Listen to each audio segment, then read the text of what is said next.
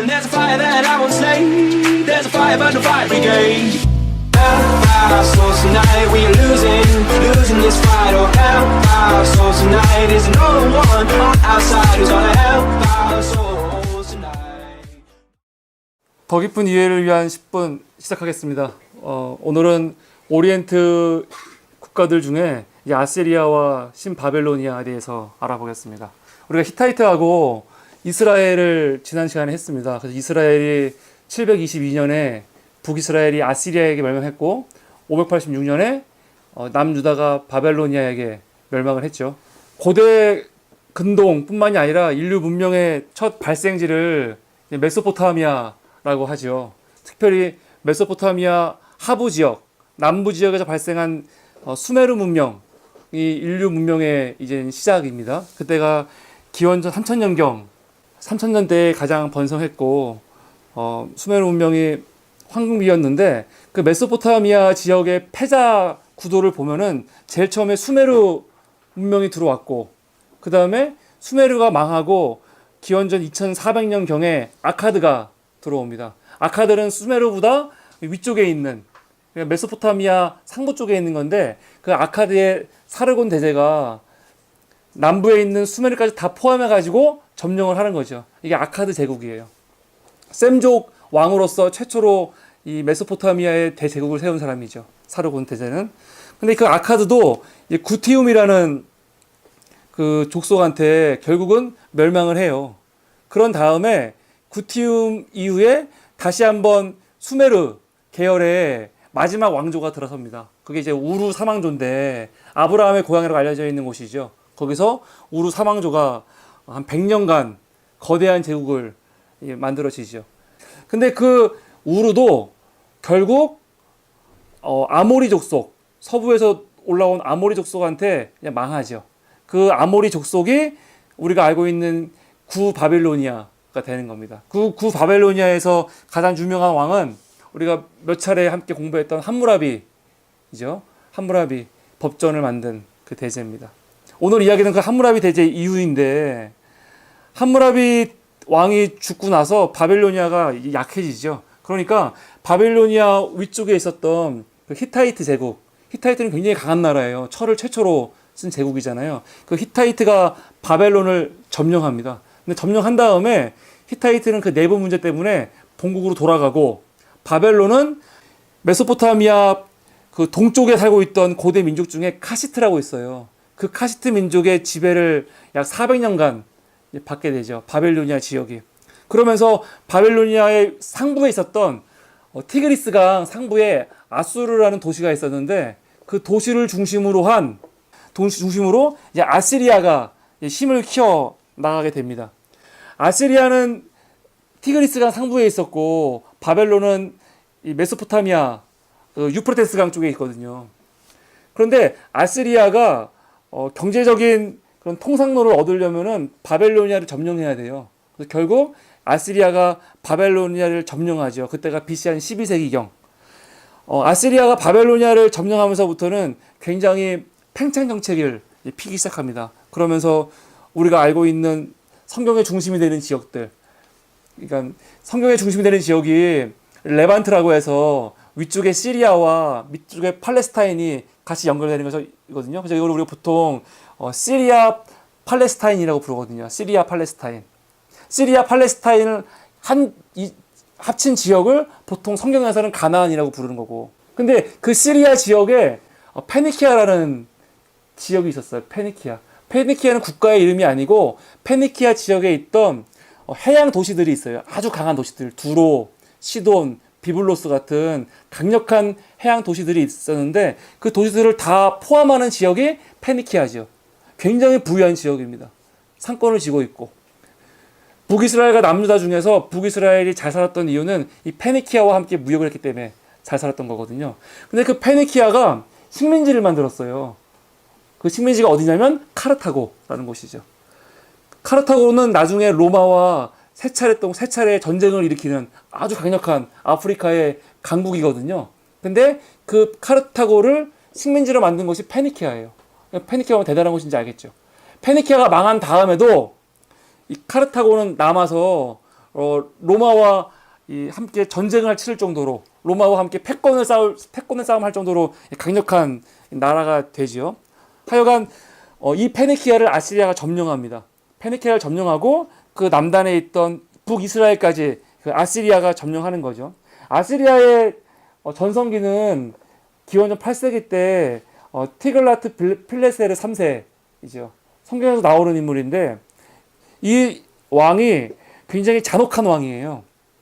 그래서 아시리아 하면은 지금 앞에 보이는 이런 부조들이 유명합니다. 포로들을 잡아갈 때 피부를 다 벗겨버리고 죽이는 이런 부조가 유명한데, 이 아시리아의 기본적인 정치, 이 정복민에 대한 지배 형태가 공포 정치였어요. 사실 아시리아 이전까지는 이러지 않았거든요. 수메르도 그렇고 아카드도 그렇고 우르사 왕조도 그렇고 어떤 왕조도 이렇게 잔혹하게 한 왕조가 없어요. 근데 아시리아하고 그리고 그 다음에 오는 바벨로니아 같은 경우는 잔혹했죠.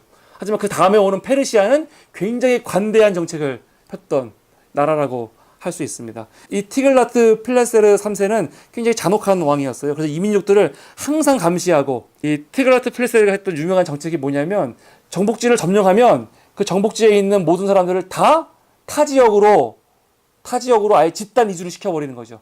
그래서 이 사람들을 집단 이주를 서로 시켜버림으로써 반란의 싹을 잘라버리는 아주 잔혹한 행동을 했죠. 북이스라엘이 이렇게 다 끌려간 거예요. 그래서 결국 다 없어진 거죠. 지금 멸지파가 이 이후에. 아시리아의 공포 정치 그리고 무력 정치는 당연히 주변국들의 반감을 살 수밖에 없죠. 하지만 워낙 강력하기 때문에 시리아, 바벨로니아, 이집트까지 다 결국은 아시리아의 통치 아래 들어갑니다. 그러면서 아시리아가 최초로 고대 근동 지역을 다 통일시키는 거예요. 고대 근동이라고 했을 때 어디입니까? 메소포타미아, 레반트, 이집트거든요. 이걸 다 아시리아가 결국은 다 장악을 하는 최초의 이런 위험을 달성하죠. 그 사람이 사르곤 2세입니다.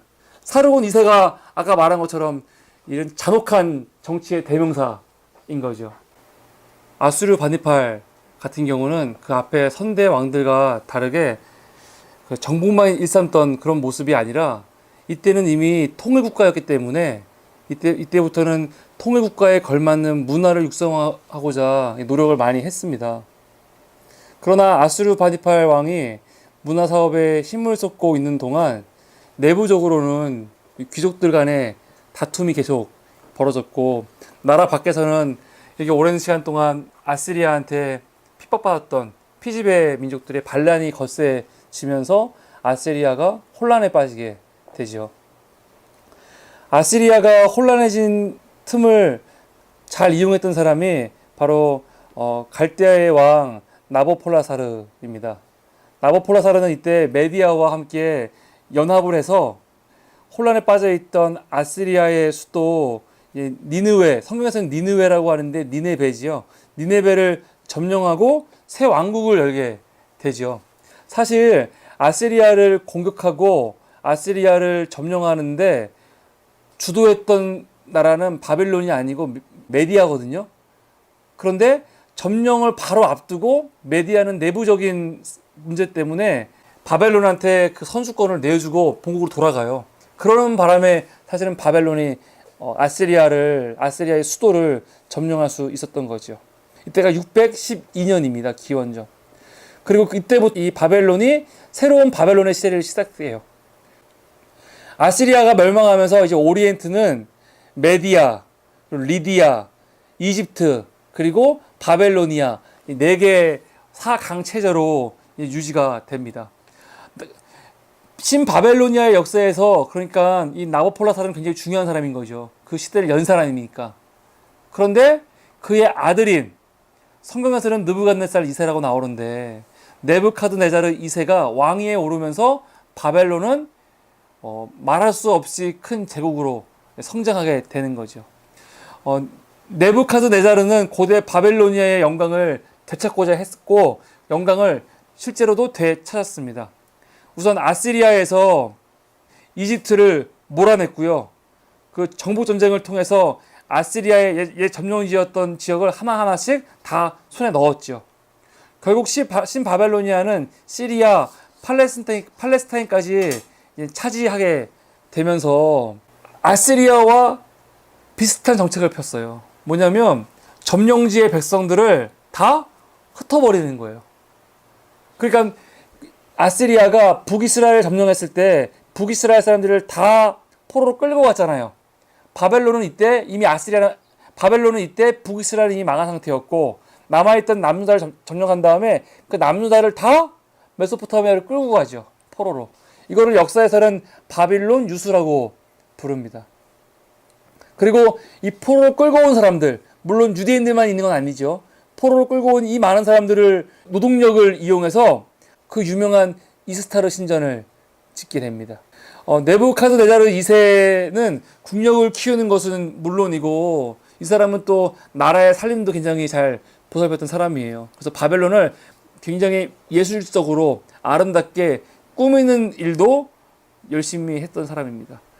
성경만 보면은 우리는 느부갓네살 2세에 대해서 되게 부정적으로 많이 보거든요. 잔인한 왕처럼. 그런데 이 사람은 그런 면도 있었지만 사실은 예술을 자기 나라에 자기 제국에 굉장히 접목시키고 나라를 그렇게 아름답게 꾸몄던 그런 역할도 했던 것이 사실입니다.